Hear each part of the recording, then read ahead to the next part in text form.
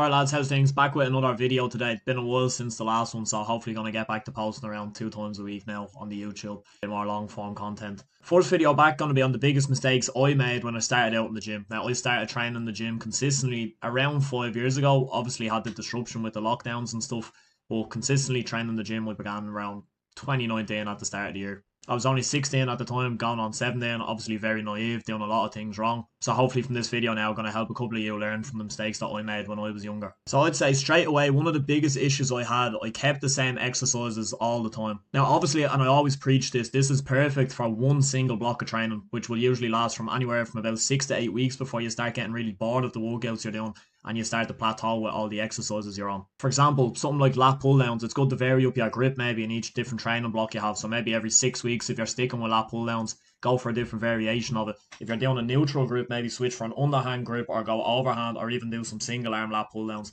I used to always do the neutral grip ones and I'd be feeling niggles and stuff because I'm always smashing out that exact same exercise. Another problem I had, and I actually ran into this problem recently as well, when I started getting into kickboxing training, I started doing only 3 days in the gym a week, so I was doing a full body split 3 days a week, and I literally went about 4 or 5 months. This is only last year, about 4 or 5 months, always doing the same exercises for about 6 months straight, the same workout 3 times a week. Training just became very boring as a result of that. I wasn't enjoying my training sessions at all like I used to. And since changing up, I follow a push-pull type of split again now, so I'll alternate it every 2 days. So one week I'll train Monday, Wednesday, Friday, Sunday.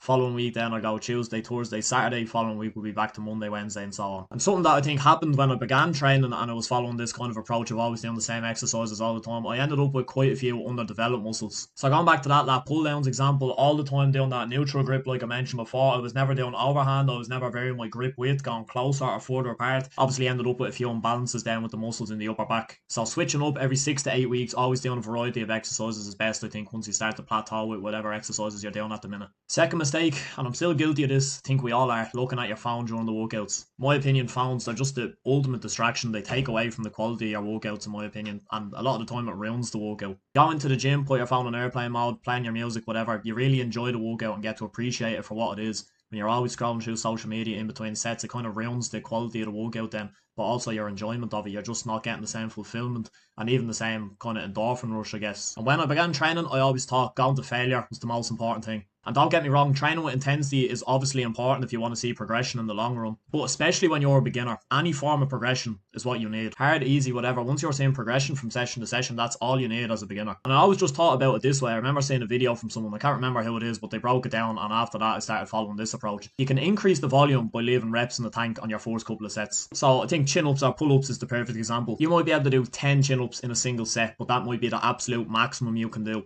If you're going for 10 reps in your first set and you're going to failure, bet your bollocks you won't be able to do 10 in the following set. In fact, if you're going to failure, your output is going to drop dramatically for the next set depending on how long you're resting in between. Think a realistic example, if you could do maximum 10 chin-ups and you go to failure with your 10 in that first set, in the second set, you'll probably only get 6 or 7.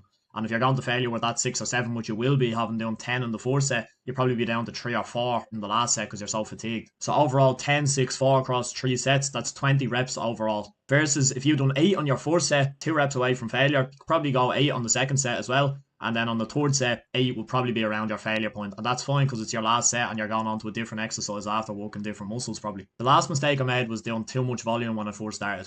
I'd seen all the influencers posting their workouts and stuff, 6-day split, push-pull legs, push-pull legs. And I thought to see the same results, I'd have to follow that split. Now, if you have any experience of starting in the gym and you've tried to follow a similar split, you might go 1 week, 2 weeks, 6 days a week, and then after that, you're just tired of it. Something might come up, life gets in the way, you're not going to make it 6 days for that week. I missed a day, got completely bogged down. I was like, fuck it, I'll start again on Monday. And this cycle ended up repeating itself for fucking ages. Now, when I started, I probably dialed it down to about 4 or 5 days a week even because I had a lot of time. I was only in school, so I had loads of time during the week after school to go, and the weekends were completely free. But realistically, I think 3 good sessions in the week is all you need as a beginner to see actually the best results. You're giving yourself enough rest between the workouts to actually recover and therefore grow and see results. A lot of people are busy, they have stuff going on, maybe have a job, maybe you have kids. 3 days a week isn't that much to commit to. 45 minutes in and out, including your warm-up. You're going to see great results from that if you're pushing yourself enough and focusing on that progression that we spoke about earlier. And that, people, is the video wrapped up. I hope you enjoyed it. If you did, make sure you like the video and subscribe if you haven't already. Cheers.